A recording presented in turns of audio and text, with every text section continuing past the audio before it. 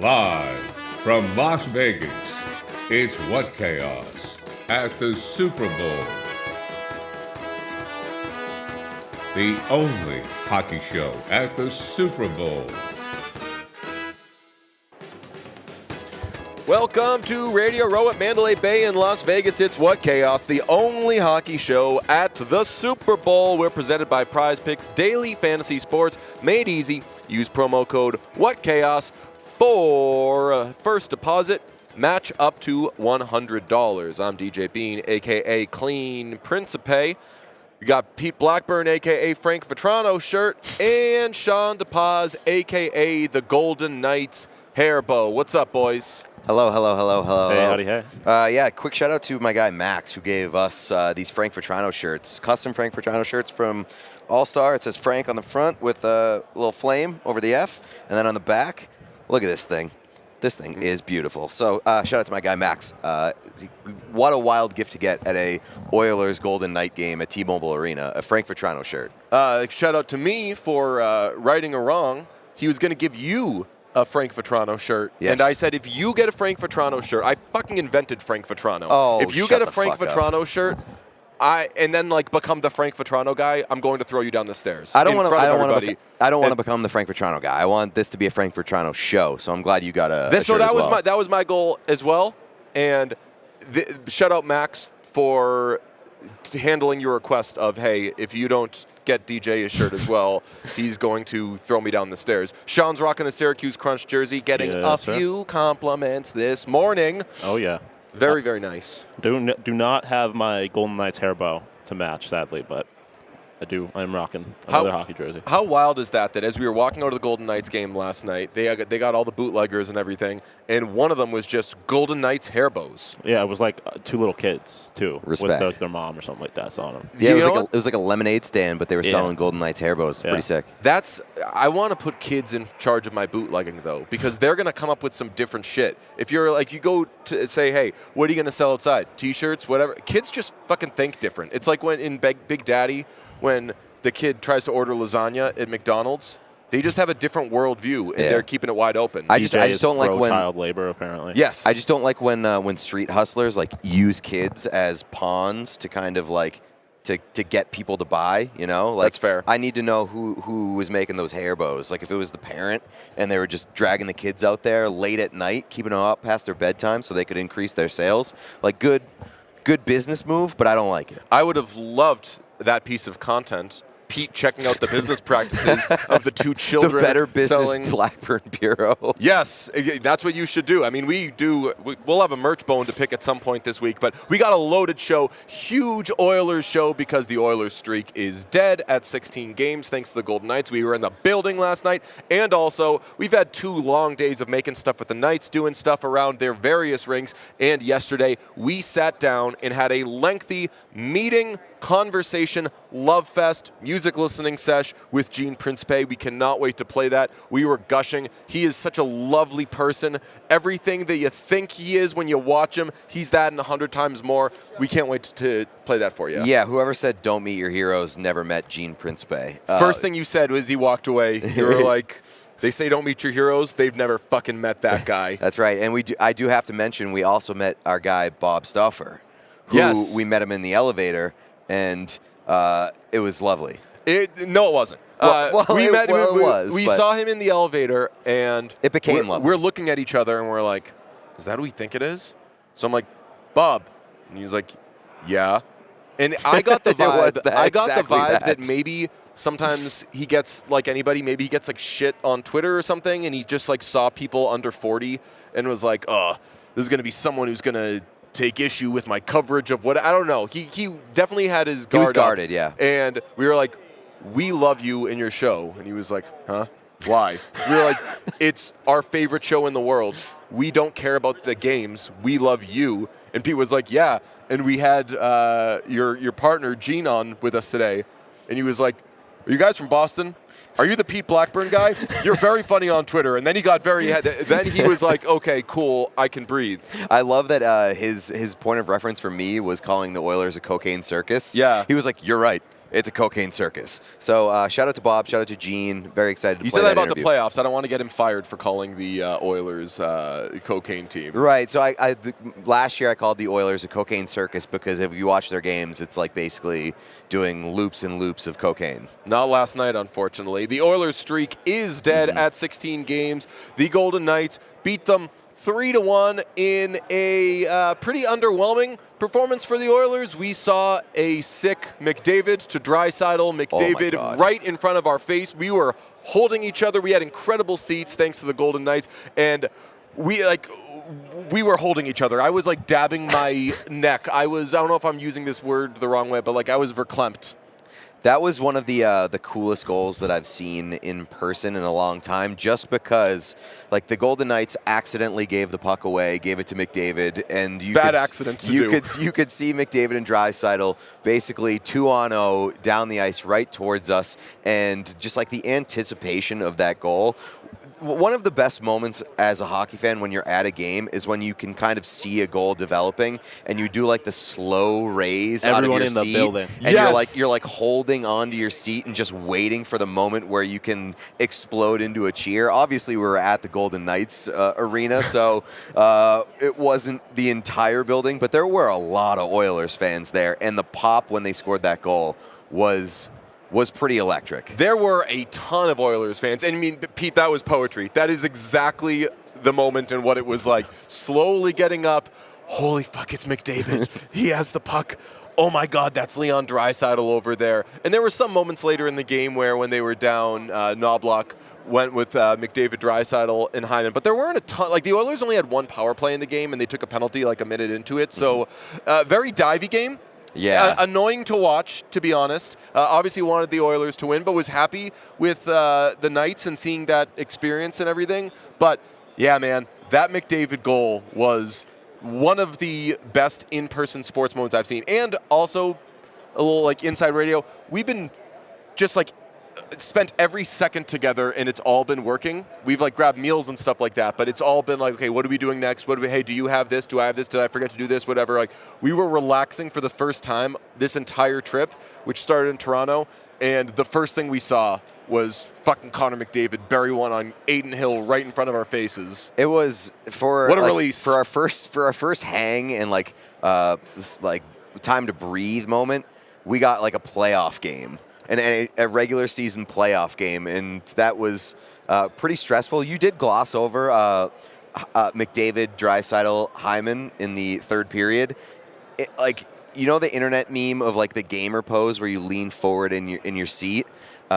You were like mega gamer pose in that third period every time they sent that line out. You were like leaning over the glass. You were leaning so forward. You were so engaged in the game. You were doing a lot of like foot pedaling, and you were like rocking the chairs a little bit. But when they came on the ice, I did notice that you like stopped and locked in. Every time they deployed that line, you were like the most locked in I've ever seen anybody. Not to like get X's and O's, but like, do you remember what I said to you with like 9 minutes left? No. I was like, Nugent Hopkins is centering Fogle and Kane. He's gonna do it. He's gonna put McDavid with Draisaitl and Hyman. And yeah, man, I'm like leaning forward and doing that shit again right now, just thinking about it. But honestly, they didn't do much. They didn't. I don't know what's going on over there. Pat McAfee is doing utmost grab ass. One of his guys is dressed in a full Vegas Golden Knights uniform. Helmet and all, stick, gloves, everything. Pat McAfee was the siren sounder at last night's game. We got to talk about the presentation of the Vegas Golden Knights, because this was the first time that I got to see it in person. First time all of us got to see it in person, I believe. And like all the talk about the show that they put on at T-Mobile in Vegas, certainly not understated. That was an incredible show. That arena is amazing. It's such a cool experience if you can get out there and do it. absolutely do it. Regardless of your thoughts on the Golden Knights, regardless of your thoughts on Vegas as a city, get out there if you're a hockey fan, see a game at T-Mobile because it was one hell of a time. Sean, you talk all the time about, like, I just wish the teams would go a little more in this direction or just find a different lane that isn't the way that we were dressing for our spoof video the other night and just claim this is traditional, this is hockey, whatever. These fucking guys had a PA announcer. They're holding on to a 1-goal lead with 51.5 seconds left, and there's a stoppage in play. And the PA announcer is like, come on, guys, just 51.5 seconds left. Let's get this W, everybody. Like, get on your feet. And the whole arena was standing for the last 51.5 seconds. Yeah, that was crazy. The people behind us, we were standing up because the people in front of us were standing up, and the people behind us were like, guess we're fucking standing up now. And, I don't know if you were. I'm not going to get into it. I don't know if you're listening. They were having some interesting conversations behind us for the entirety of that game. Well, I was thrown off because at the conclusion of the game, the people behind us like tapped me on the shoulder and they were like, "First game here, Pete," and I was like, "You were here the whole fucking game." No, there was other people behind me on my side that were having some interesting conversations that I can share with you. It's a weird feeling when like somebody has been sitting behind you for like 2.5 hours and they know who you are and they wait until like they leave to just be like, "Hey," and be like, "What the fuck? That was weird." That's why I used to be a big asshole about it, but like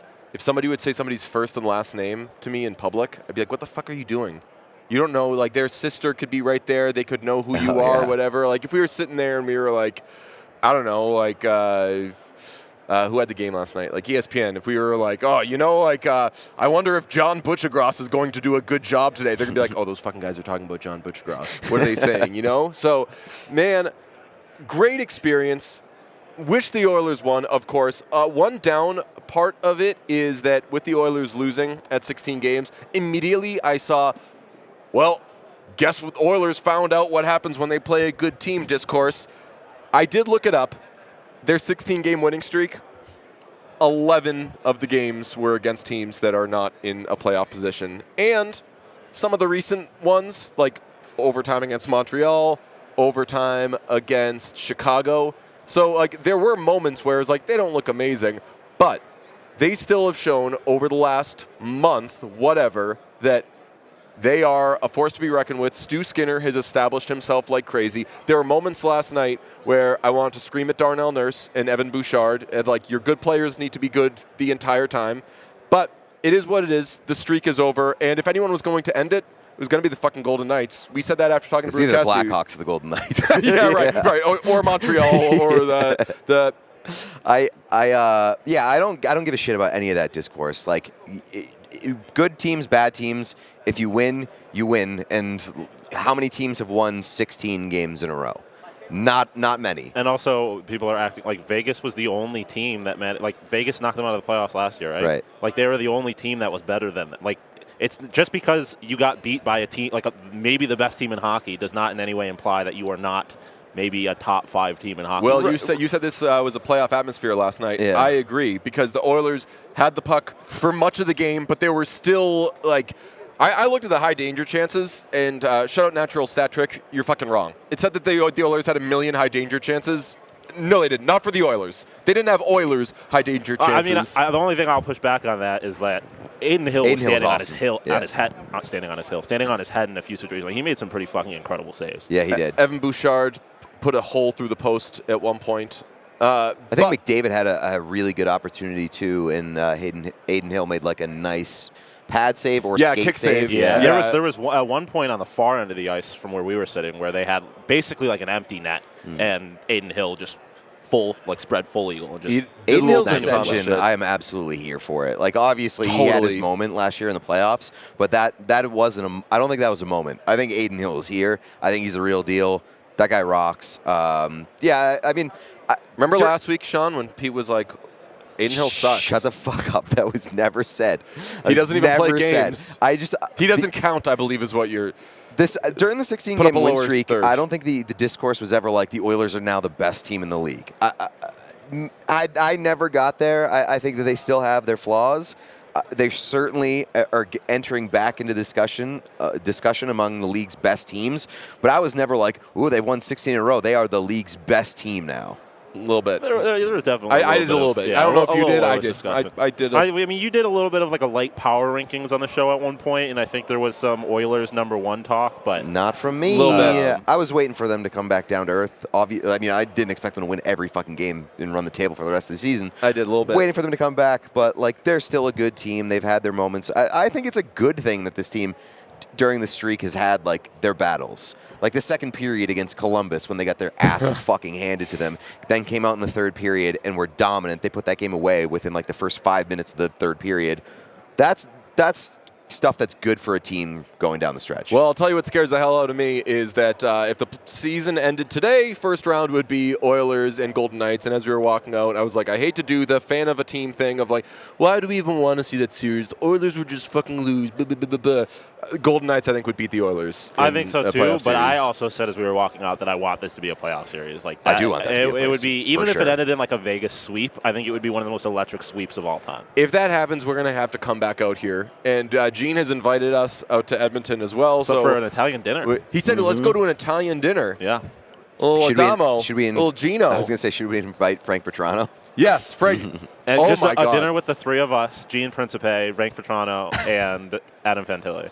That would be Adamo, the most. Giuliano Fantilli, if anybody watches the show on Cinema at the Cinema, that would be the most like on cinema thing in the world, where it's just this like mashup of people, and it's like, why are they there? Do those people know each other? But they're like all Taylor so Swift's birthday party. Right, they're all so strongly tied. Beyonce would be there. Tell you what, the big game is coming Sunday, in fact, and Prize Picks is the easiest and most exciting way to turn every game-changing moment into 100x your money. With as little as 4 correct picks, you can turn $10 into $1,000. I'm not talking about a hyper-pop musical duo when I say you can 100x. It's a great app, and if you go to the promos tab, you can find community plays to see entries from some of the biggest names in the Prize Picks community each week. And you'll see some guys like, Meek Mill, Andrew Schultz. You'll see some big names on there. Prize Picks is what I and so many others will be using Sunday. So go to prizepicks.com/whatchaos and use code whatchaos for a first deposit match of up to $100. That's prizepicks.com/whatchaos and use code whatchaos. Daily fantasy sports made easy. It was a huge day, Pete, for meeting Oilers legends, because not only did we talk to Gene and hang out with him, as we slowly saw that Oilers fans were taking over Vegas yesterday, which they did. Mm-hmm. We thought that there was going to be some like... Yeah, we didn't really talk about that enough. Yeah. That shit was crazy. Yeah. It was like a 50. It was almost a neutral site game. We were walking into T-Mobile and we were like, there is so much orange. And I feel like it's important to note, not a slight to the Knights fans at all, because when the Knights were buzzing, like the Knights fans were like took that building back over. In the same night, we were able to say like, wow, Oilers fans fucking are dominating this.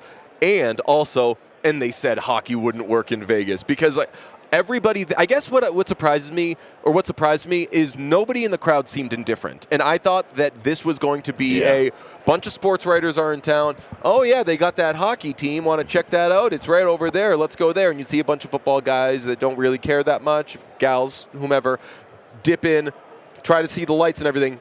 Everybody was super into it, whether you were Oilers or Knights. And they did one of those things where they throw up the different criteria on the Jumbotron. If like you're a man, cheer. If you're a woman, cheer. And then they got to the locals, and the locals gave a pretty loud cheer. Like I think people think this is a lot of like just tourists and stuff, but like they're like you pointed out last night. Like people don't think about the fact that there are people that live in Las Vegas. Yeah. I mean, we said playoff game. It wasn't just because of the game on the ice and the quality of competition there.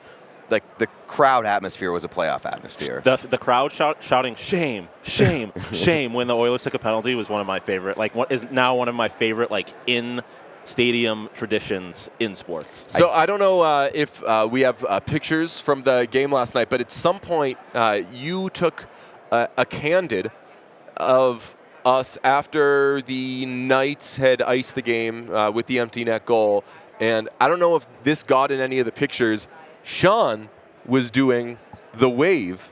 I was. The wave goodbye. The wave goodbye thing. The princess wave. That he did at the Bruins game when the Bruins had lost, and he was saying, all right, they get to go. There were so many Oilers fans that when the home team won, Sean appropriately could be like, yup, That's right. See ya. Okay, Listen, get out of here. I'm a No hater skin in more the than game. anything else.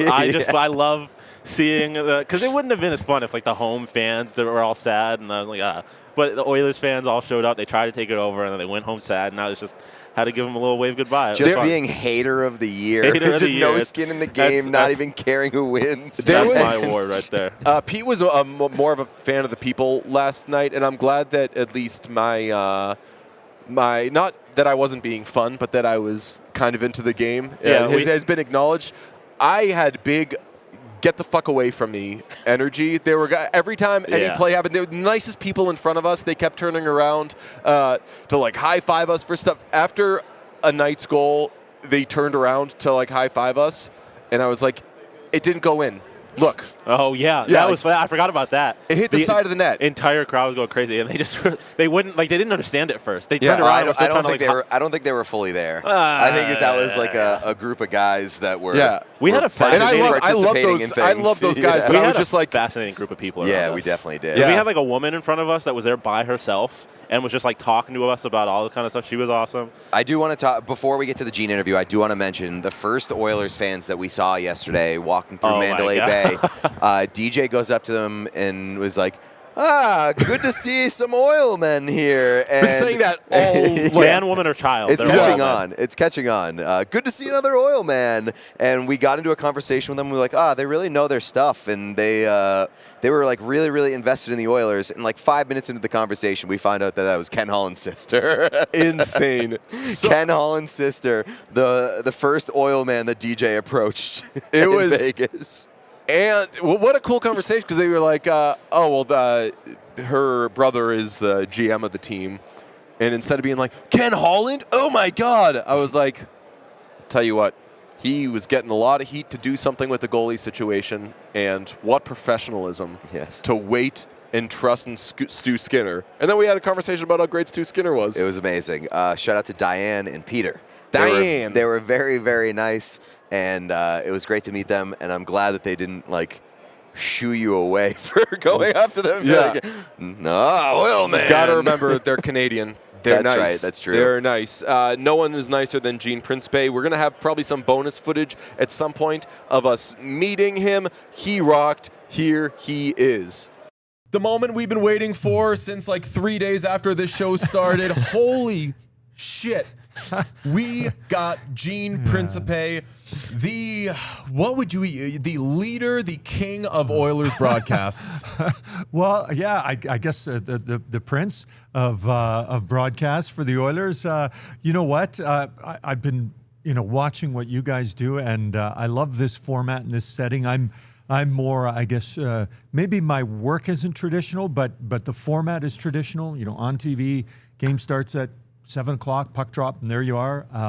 So I like this, that you give yourselves to the public in kind of a different way, and in an opportunity that, again, with traditional television, you sometimes don't have that time and opportunity to do it. So how do you do that in traditional television? Because I mean, everybody's a narcissist. Everybody sees things through their own lens. I work in traditional television, and I watch your broadcasts, and I'm like, how does he not have 10,000 bosses and masters saying, are you sure this joke is going to land? Are you sure? You just go and you put on a variety show instead of an Oilers game. And we text during Oilers games, but it's usually about like, hey, the period's ending, so don't forget, watch. Yes. Well, that's very kind of you to say. I think, the genesis of this was back in 2006.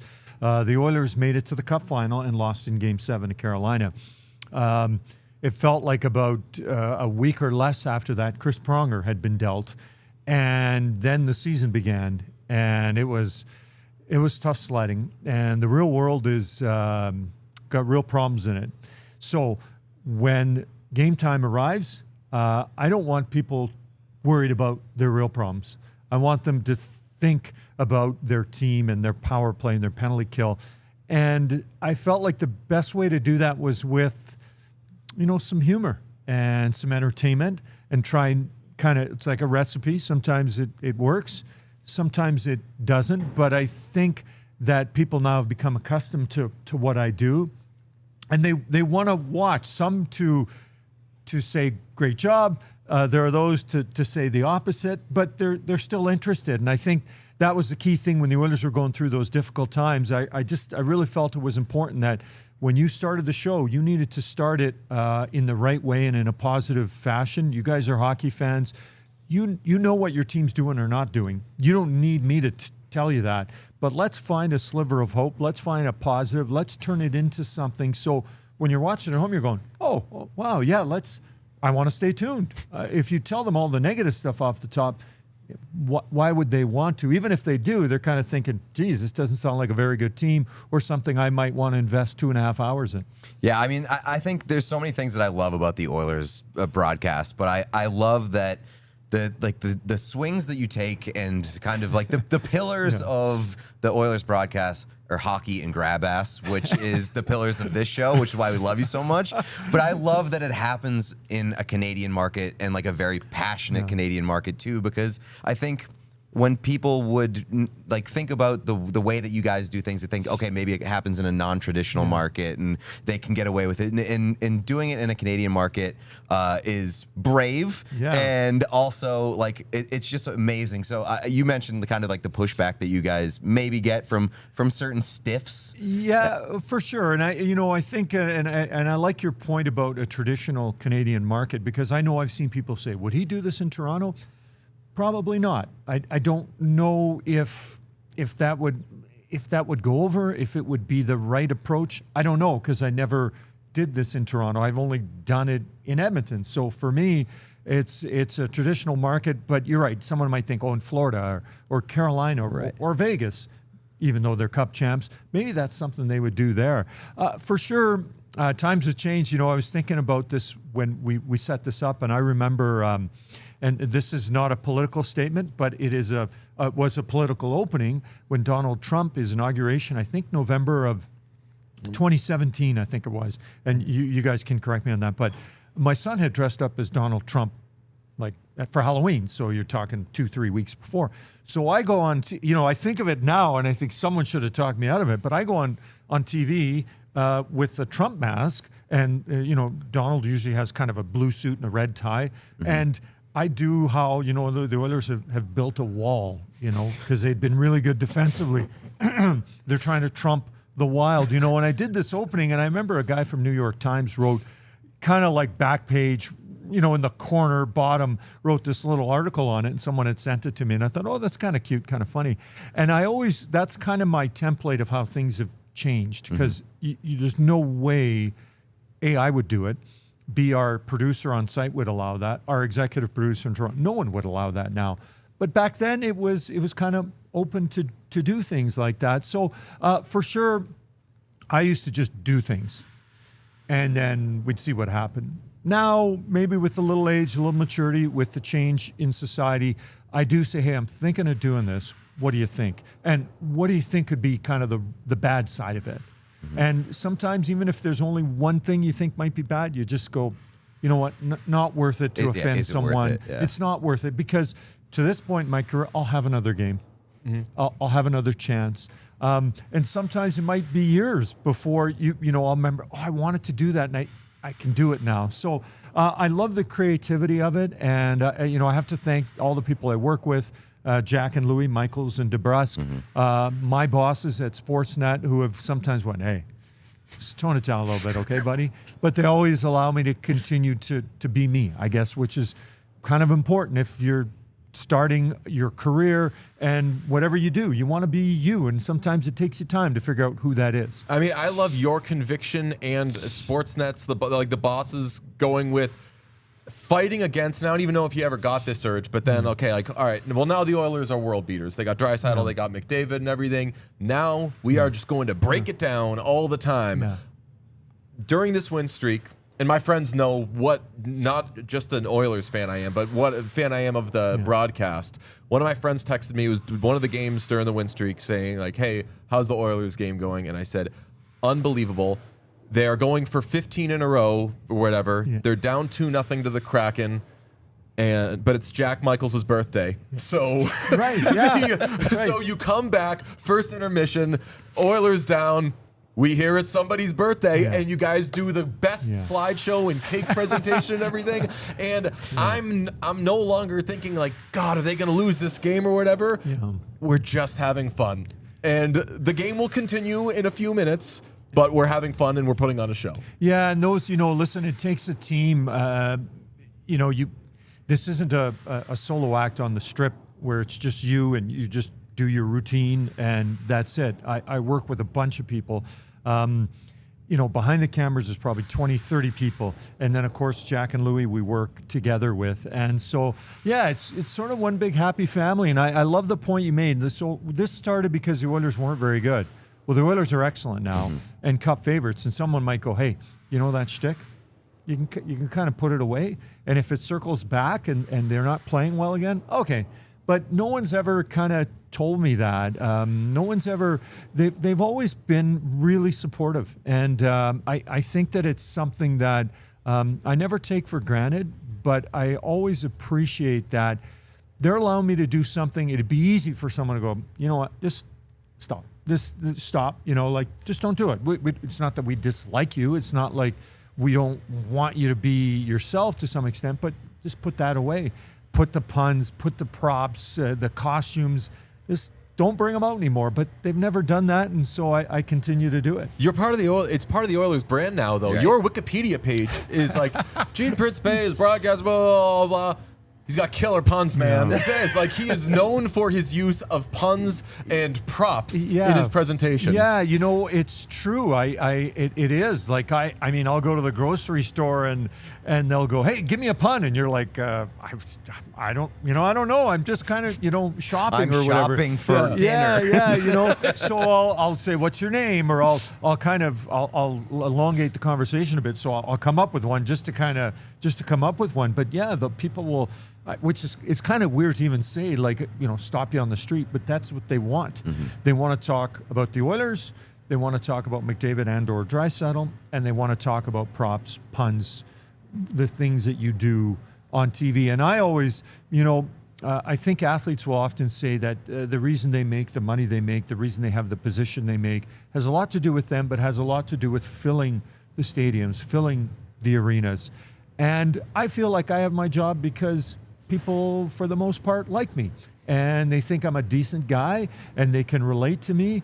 And so I think that's why, this is my 25th year of hosting Oiler games, that, I'm still doing it and still doing it pretty well. I got to ask you, what's been your experience with our show? Because as DJ alluded to earlier, like 3 days into the show, we became obsessed with the broadcast and you've entered into What Chaos lore. And I'm assuming that you just logged onto your phone one day and was like, what is this? Yeah, well, that's kind of it. You know what?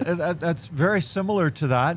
I started to kind of connect with you guys and we touched base a bit and started to kind of really find out more and more about the two of you guys. And really, I think if I wasn't doing what I was doing, I would try and do what you're doing. Because I just find that it's such a great avenue for sports fans. It's one of the nice things about, sometimes people say, every dog everyone's got a podcast, right? Or but there are certain people that have it because they've earned the right to do it, and they attract the right followers who understand what they're trying to portray. Certain things I don't do, certain words I don't say that just, again, on traditional TV, we don't say it. But you guys have I think, a creative license that never ends. And so, and I think that you use that.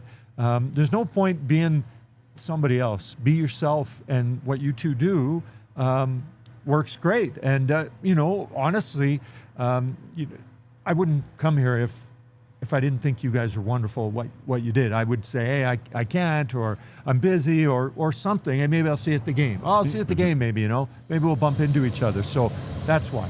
Well, thank you so much. It's so nice that you say that. Are you aware of the impact you've made with the comment, "Funny stuff, boys"? Because you commented on a video of us gushing over you. Yes, that's right. I do remember that. You commented funny stuff, boys, and if you go to anything that we've made since, all of the comments Oh, is that are right? funny stuff, boys. Yeah, well, I mean, I do remember that, and I did say, funny stuff, boys. Which, I mean, you guys are just, young men, and you're still kind of developing your careers and your lives, and so I didn't realize that it became a little catch term or phrase. Oh yeah, Funny and stuff, boys. I like that. There was a brief moment of panic in at least my mind with the period at the end, because it was like funny stuff, boys, comma boys, period, and I was like, what's the tone behind this? No, all good. With social media, I think one of the things I've learned, sometimes if I really, They don't want to see us succeed here. yeah. This is perfect. This is good. Throw a little bit of music. I'm trying to think of the song. Yeah, it's hella good by No Doubt off their album Rock Steady. Came out in 2003. You're a big music guy then. Huge music guy. What do you think of the night's game presentation? Yeah, I think it's really good. They really prepared in advance. In fact, it is one of the cities I always say, if you can get to a game, it'd be a hell of a night. Unbelievable arena. It would be very Gene-esque if we just acted like this wasn't happening and just Yes. had the Right, and that's what I love about these things, right? Like when you're doing live TV, or you just, hey, whatever happens, happens, and you just kind of keep rolling with it. This is quite the example, but I that's one thing. Sometimes in our business, they'll say, "Oh, can you tape something and or record?" And you're like, I'd rather do it live. Because live just gives you kind of that vibe that you can't manufacture. Yeah. We should at least kind of talk a little bit about the Oilers. Sure. Cup favorites going into the season. I love the Oilers. I want them to win the cup. I saw that everybody had them as the cup favorite, and I said, what are you doing? Don't do that. Yeah. They're going to, and you were saying, like, matter of factly, they're probably going to suck to begin the season or something, and then people will freak out, and then they'll be fine. And they really were way worse than we could have ever thought. Yeah. Are they what they are right now?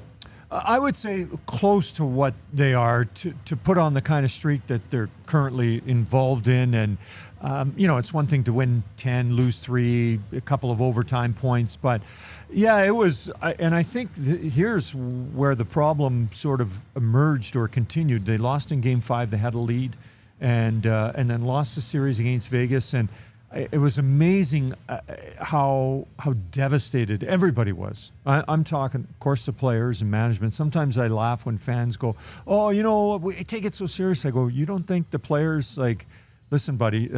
as seriously as you take it, don't think that they just slough things off." And I feel like there was a bit of a hangover there for them. Unfortunately, it took the changing of a coach to sort of shake them out of it. A coach that was very popular, but a coach that's come in and certainly warranted the change, even though it was early in the season. So for sure, I always feel if you've got McDavid and Draisaitl, you're a cup favorite, and you have a shot at winning it. And the Oilers got tested earlier this year, and they passed it. And it's a game-to-game thing they're trying to pass. I did want to ask you, McDavid has been an incredible player since the second that he entered the league, but was not always an interesting personality, an interesting interview. But I think since the last couple of years, he has become one of the more thoughtful and interesting interviews in the entire league. When did you first start to see that change? Great pickup and great compliment too. I think he's the best player in the game. I don't know how many people you would go and say, "I'm paying my money to go watch this person." Crosby's a guy. Ovechkin, it's starting to change a bit for him, but there aren't many people. Bedard's going to get there. Yeah. And Bedard's going to get there. I can't tell you. It's funny that, not funny, but he broke his collarbone in his rookie season, McDavid. And now when I saw Bedard and he didn't come to Edmonton, I saw the other side of it. How many people were disappointed? How many people booked their travel, their vacations, got their tickets, and then didn't see Connor Bedard? So McDavid has developed... McDavid has developed into a wonderful person. Yeah. Always been a wonderful hockey player and will be for a long time, but I really have seen him be comfortable with making comments that aren't controversial, but make you think. He used to not want to say that or not feel comfortable enough to say that. I've seen him become such an a role model for kids. I think when you're 18 and you got a 12-year-old looking at you as a role model, you might be going, I'm like just a kid myself. But I see him with kids and he's wonderful. He understands that a moment with him is a moment that lasts a lifetime. For this 10-year-old, this 8-year-old, this 6-year-old. And I also find he's way more comfortable with the media. You know, he'll chat with you. He'll ask about you. He'll discuss what you did on the All-Star break. He just seems more comfortable. And I think it's just the evolution of a man who just happens to be exceptional at what he does. And now we're getting a chance to see that. Yeah, I think like when he came into the league, you could tell that he was obsessed with hockey, and I think that there was a sense of like, I just want to play hockey. That's all I'm interested in. That's all I want to do. And now I think you're starting to see like he's understanding his responsibility as one of the biggest players in the game to like change the league and change the sport, and like whether it's the All-Star game, the skills competition, and he's more comfortable having his input there, and I think that's a really great thing. Well, I remember when the World Baseball Classic was on, and I think it was Ohtani versus Mike Trout. Yes. I think, right? Correct? Yep. It was a batter-pitcher duel for the ages, right? And the next day he was asked about, you know, if he'd been watching it. And he's like, well, you know, I watched it. He goes, wouldn't it be, and I'm paraphrasing, wouldn't it be nice if we had best on best? And you know, and it ended up being a bit of a viral comment. Well, what do we have now?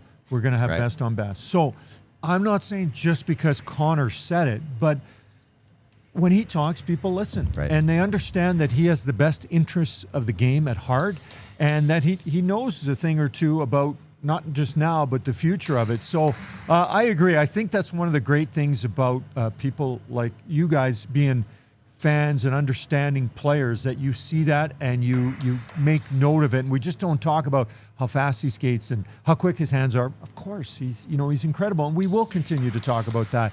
But it's neat to see him make a difference, not just on the ice. Well, Gene, you said that McDavid understands a moment with a young fan is going to last a lifetime, that memory for that young fan. I hope you can appreciate that this memory will last a lifetime for these couple of bozos. Yeah, you know what, guys? I'm fans of yours. I love what you do. Keep doing it. And listen, I got to admit, I'm humbled that you guys have kind of taken me on as someone that you like, that you appreciate. And I think it's fantastic. But, you know, I'm always surprised when people like me this much. So I appreciate you guys doing that. Well, I think like is an understatement. We love you. We're a cover band. That's what Chaos is. It's just an Oilers broadcast cover show. And we can't thank you enough, Gene. Really appreciate the time, and really nice to get to meet you guys and spend some time with you in person. Got to talk to you about Game Time. You know Game Time. We are always going to the games. You see us there. We're having fun. We're shouting. We're hooting. We're hollering. I'm leaning forward saying, come on. Put McDavid out there. Come on, Coach. What are you doing? What are you doing with Corey Perry out there? Corey Perry, I thought, played well last night. There was like one good shift that wasn't from a McDavid-esque line, and Corey Perry was part of it, at least. That's what I'm doing at games, and I'm there thanks to Game Time. It's such a struggle sometimes finding the seats, where you want to sit, when you want to go to the game. But Game Time, with its easy website, its easy app, none of the mumbo-jumbo of any of the trickery that you get with some of these ticket resellers. So I say that you head to Game Time the way that we do and the way we head to games as a result of Game Time. You can take the guesswork out of buying tickets with Game Time. Download the Game Time app, create an account, and use code CHAOS for $20 off your first purchase. Terms apply. Again, create an account and redeem code CHAOS for $20 off. Download Game Time today. Last minute tickets, lowest price guaranteed. Oh boy, love Gene. I love Gene. We have talked plenty of Oilers, and the Oilers streak is dead. Let's talk about some other stuff. We do have to talk about James Dolan potentially ruining the Rangers because he just wants to hold on to his first-round pick and bring it to the Sphere. Favorite hockey story I saw yesterday. So Darren Drager reported that the Rangers were in on Elias Lindholm. Obviously didn't get him. They were unable to include a first-round pick in their offer to Calgary because they can't trade it. Because James Dolan... They can. They just won't. No, James Dolan won't let them because he owns the Sphere. The draft is at the Sphere this year, and it is very important to James Dolan that the Rangers have a pick and are part of all the hoopla at the Sphere. This tells me one thing. the Rangers better be fucking trading up to first overall because the only exciting thing about actually doing something at the draft is when you have the first or maybe second pick, possibly third if the guy that was supposed to go second falls to you or something like that. But even, I remember the draft in like Florida, I want to say, like when Jesse Puljujarvi fell to the Oilers, nobody was like, oh my God, look at this. They're going to get Puljujarvi at 3 or 4 or whatever. They were like, I'm going to botch which draft that was. It might have been, it was whichever one was the year after McDavid. But it was like, yeah, who fucking cares? The top guy has gone. The guy that's got all the buzz. I want to say it's a 2015 draft. I don't fucking know. Who is, well, he's looking it up, so I'm... 2016. 2016. 4th overall. Who went first? One moment. James Dolan liquidating all of his assets to own like the first 15. You got first 15 picks in the draft would be hilarious. Austin Matthews. Right. So it was by Patrick Laine and then Pierre-Luc Dubois. Right. But so I'm saying, like, even when the guy that's supposed to go second, third, whatever falls, like, the moment of the draft, the NHL fucking draft where people know one name, it's the first overall pick. So the idea that James Dolan is like, hey, depending on what happens in the playoffs, we could be at like 19 here. Don't trade it for something that's going to upgrade the roster on a team that, like, we see this all the time where a team takes a step forward that you didn't totally expect them to take. And it's like, all right, if you add a real piece and show the faith in this group, obviously it could not work out, but it could also be like hitting one of those things in Mario Kart where it really shoots you off and you go so much faster. Yeah, like I maybe we look back and say, oh, this worked out for the Rangers that they didn't go and make this move. But you're right in the sense that, like, what's going to bring more buzz if the New York Rangers enter the Sphere as the reigning Stanley Cup champions, having just won, or if they have like the 21st overall pick? Who gives a fuck? The one thing I will say, not to defend James Dolan because I have no interest in doing that, but from a business perspective, I guess it makes sense. And then, like, in the future, if you do manage to hit on that pick, being able to show the footage of him getting drafted in your beautiful playhouse is going to be very. I would have to imagine that's going to be like very important. You know what's fun? For him. I don't fucking remember the Bruins taking David Pastrnak 25th overall. Because I remember about David Pastrnak is all the shit that he does right now. Yeah. And maybe you could go back and look and say, oh, look what a cute kid he was, something like that. And then we're talking about the Sphere. Like, the Sphere is going to be the home of so many wild things. Yeah, like, that's the thing. Like, the fact that Macklin Celebrini is going to get drafted first overall by whoever is going to be way more valuable to James Dolan than whatever his pick ends up being. You know what? I love he's going to try to trade up to first overall. And you know what? Quinny is going to say, not so fast, pal.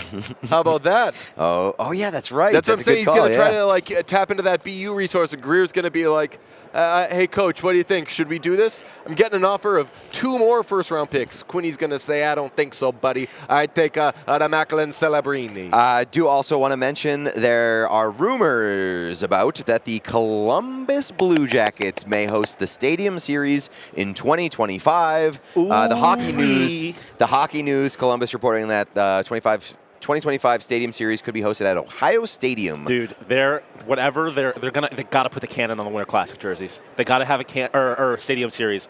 Cannon-themed Stadium Series jerseys. Maybe like an aggressively large cannon silhouette or something like that. Shut up about the cannon. No. I like this. I like all that. I definitely like shut up about the cannon, but I like the idea of us being non-consulted consultants for teams' Winter Classic jerseys. I feel like the Blue Jackets may consult us. They like us a lot. That's the thing. Like, the Blue Jackets like us a lot. I think that we could at least do a little something there. And definitely we got to go to that game. I will design it for free. Know your worth, Sean. Absolutely want to be at that game. It's free. Is my word. Absolutely want to be at that game. I love that the rumored opponent is also the Detroit Red Wings. You have a Ohio-Michigan matchup, a nice little college hockey game before or after that game at Ohio Stadium would be incredible. The Blue Jackets have never had an outdoor game. I love this idea for selfish purposes and for the league. Absolutely in on this. All right, we have like 2-ish more minutes, but there's things that I quickly want to hit. Coyotes announcement coming soon. Land deal or selling the team. Take your pick. Got to be one of the two. It's got to be one of those two. It better be a land deal, man. Well, as long. I mean, I guess selling the team would be fine as long as it's to somebody who's keeping them in Arizona. I don't know. Salt Lake Soakers could be fun. Not for me. The other thing is, you just mentioned Michigan. Mm-hmm. My favorite moment of the game last night, watching the game, talking to Sean. I forgot about this. Sean is, man, like, so I want your brain because, as I have admitted, you are smarter than both of us. But we're talking and you're saying something, and I forget, you're telling a story or whatever, and as you're telling it, let's say you're describing this cup of coffee. You're saying, like, okay, That's an awfully hot an awfully hot coffee pot, and I like when the cardboard thing is on it, except sometimes with the grit. And then McDavid was skating behind the net, and as he got, and he had the puck, as he got behind the net, you're like, and I take my coffee, Michigan. You're just on full Michigan watch. It's the my best. brand. There is like a portion of your brain that is exclusively dedicated to watching out for the Michigan, and it was just activated in that moment. What would have fucking happened if McDavid, especially with our angle, because we were directly facing that. If McDavid did a Michigan and As I called Michigan, you called it, I would have deadpanned. I would have just been like, yeah. I feel what happens. you would have been like, I feel somewhat confident Caitlin that, Clark. that Connor McDavid will never do the Michigan. I do too. I think that just- Connor McDavid That's is too much of a above gimmick. the Michigan. Yeah, I agree. well, this has been possibly my favorite show that we've done ever. Great Radio Row time. We're really settling into our digs here. We're going to be back tomorrow with an amazing guest. Watch all the Gene stuff again. Share it on the YouTube. We will have heavily requested a director's cut of our hockey reporters at Super Bowl opening night video. It's got a lot more stuff, including Pete almost dying at the hands of a team that really has killed him before. That's true. So it really wouldn't surprise you. More stuff from the likes of, God, I think there's more Shanahan on there. There's going to be a lot of good stuff on there. So head to the YouTube, subscribe, share, do all the stuff. We're killing it over here, and we hope you're enjoying it. Talk to you tomorrow. We all silly like the mayor.